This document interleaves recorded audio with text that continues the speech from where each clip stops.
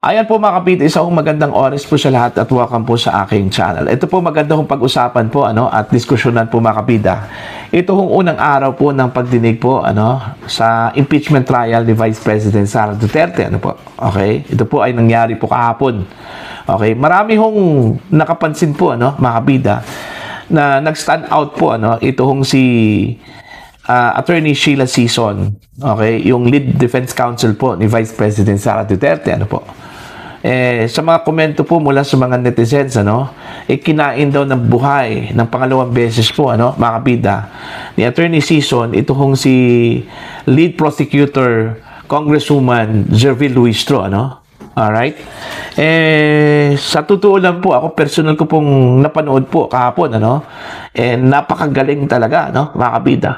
Unang-una po, hindi po ako naniwala po doon sa unang balita na kinain daw ng buhay ni Attorney Sison ito hong si Luis during the pre-trial conference. Kasi walang ebidensya walang footage na inilabas, mga kapita. Puro lang po salita ng first person, second person, mga kapita, po. Okay? Pero kahapon po, na-witness po ng buong mundo, yung galing ni Attorney Sison, mga kapita. Okay? Sa pagpapaliwanag po patungkol sa constitutionality at legalidad po, ng impeachment ni VP Sara dyan po sa Senate Impeachment Court, mga kapita, po. Isa ho sa mga namangha po, mga kapita, at bumilib dito sa galing ni Attorney Sison, ay ito hong si Sas Rugando Sasot.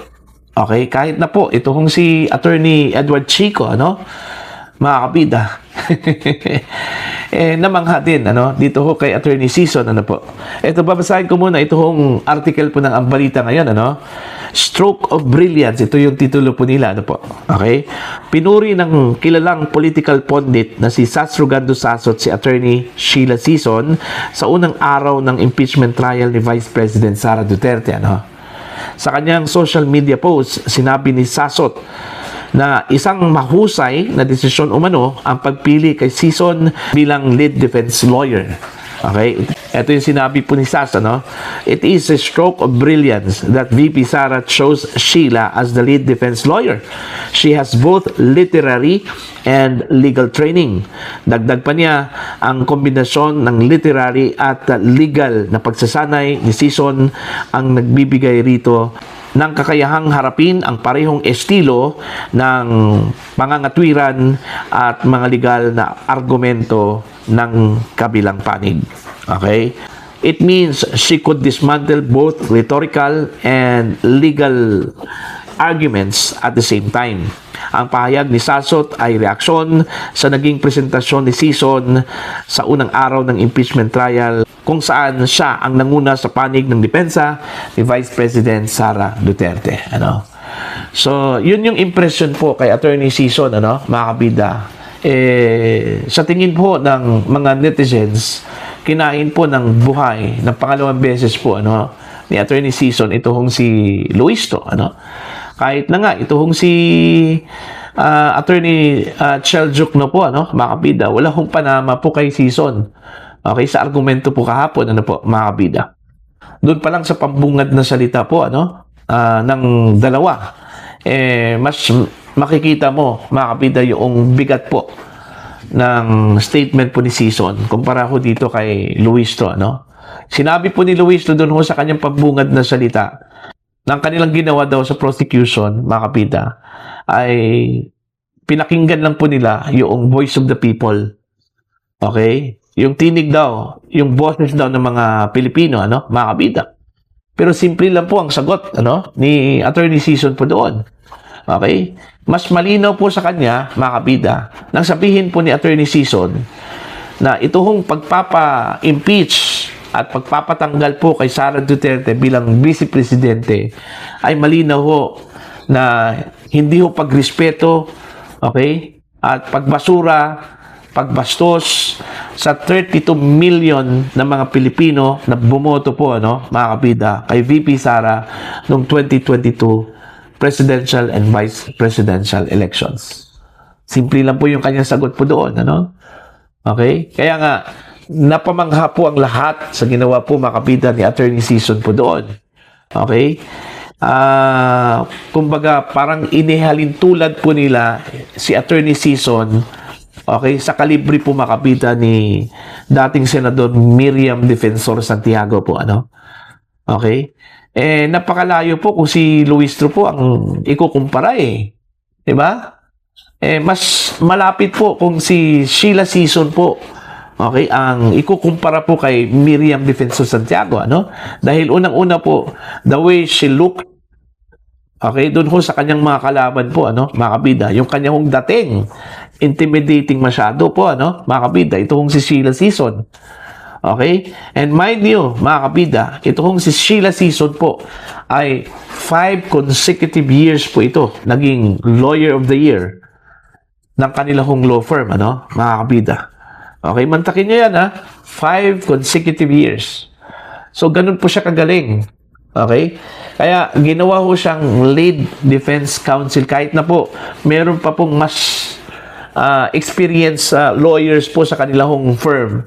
Just like Attorney Siegfried Fortun, ano, mga kabida. Pero ang ginawa pong lead defense counsel po sa impeachment trial ni Sara Duterte ay itong si Attorney Sison dahil yung kanyang kalibre po, ano, mga kabida, ay hindi ho matatawaran po, ano. Okay?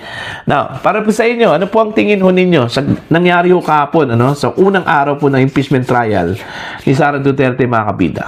Talaga bang kinain po ng buhay, ano, ni Attorney Sison, ito hong si Attorney Jervil Luistro, ano, at 10 po ng kanyang mga kasamahan po sa prosecution team. Okay? Mga kabida, ang napaka-exciting po dito, yung presentation of witnesses.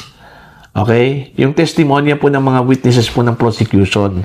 Yun yung inaabangan ko po, ano, mga kabida, kung paano i-dismantle ni Attorney Sison yung mga testimonya po ng mga witnesses ng prosecution, ano, mga kabida. Dito pa lang sa preliminaries po, wala na eh.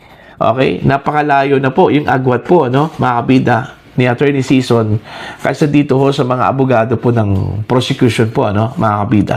Hindi naman po sa minamaliit po natin, ano, itong mga abogado po, pero the way they presented, ano, napakalayo po, mga kabida, no? Okay, kahit na itong si Jokno po, walang panama po dito ho sa argumento po ni Attorney Sison po, ano, mga kabida. Okay? Kaya marami hong natuwa po, ano, sa ipinakita po ni Attorney Sheila Sison po kahapon. Unang araw lang po yan, ano, ng impeachment trial. Ang inaabangan po dito yung presentation po ng mga testigo at cross-examination po, mga kabida, ni Attorney Sison dito ho sa mga testigo po ng prosecution. Okay? Kung maalala po ninyo, nauna na po sinabi po ng defense, ano, na kaya ho nilang i-crush yung ebidensya po at testimonya po ng prosecution po, ano, mga kabida. At yun yung gusto kong abangan, ano, kung paano ho wasakin po ng defense, lalong-lalo na po ni Attorney Sheila Sison, ito hong mga ebidensya at testimonya po ng kanilang mga testigo po ng prosecution po, ano. By the way, mamaya po, ano, pangalawang araw po ng impeachment trial, okay, kahapon po, naglabas po ng subpoena, no, ito hong impeachment court, kung saan po ni-request po ito ng prosecution, ano, mga kabida, kung saan, inimbita po nila, ito hong official po ng National Bureau of Investigation, ano, okay, at ang kanilang article na magiging batayan po, no, sa kanilang kaso po for today, ang unang isasalang po nila ito hong death threat, ano, mga kabida. Okay, which is article number 4. Okay? Kung saan po papatunayan po, mga kabida, ng prosecution na talagang meron pong death threat, ano, si Vice President Sara Duterte against President Bongbong Marcos, First Lady Lisa, at saka yung dati hong Speaker of the House na si Martin Romualdez po, ano, mga kabida. At sa pamamagitan po ng depensa, gusto kong gusto kong patunayan po ng prosecution na talagang base doon po sa investigasyon po ng NBI sa death threat po ni VP Sara against PBBM, First Lady, and Romualdez, may basihan po para sampahan po ng kaso. Okay? Na meron pong batayan po, yung death threat po ni VP Sara against these three personalities po, mga kabida. Pero anyway, magkakaalaman po yan, during the cross-examination po. Lalong-lalo na po ni Attorney Sheila Sison dito ho sa official po ng National Bureau of Investigation na una hong isasalang po mga kabida ng prosecution. Okay? Mamaya po yan. Alright? So, abangan po natin ang susunod na kabanata po. Okay? Kung kakayanin ba ng prosecution, ito hong si Attorney Sison, para ho sa inyo opinion at pananaw po. Please comment down. Sa mga hindi pa po subscribe po sa aking channel, please subscribe. Just click the subscribe button. Click the notification bell all para updated po kayo mga kabida sa aking mga uploads. Maraming salamat po sa inyo lahat.